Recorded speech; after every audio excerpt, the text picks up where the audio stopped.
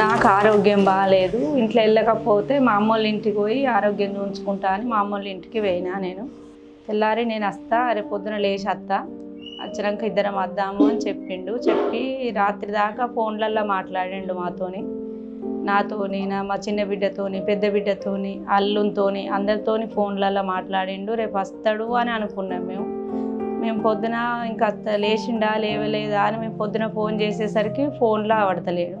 ఒకళ్ళని పంపిస్తే ఇంటికి వచ్చేసరికి ఇట్లా సూసైడ్ చేసుకొని ఉన్నాడు, ఉరేసుకున్నాడు.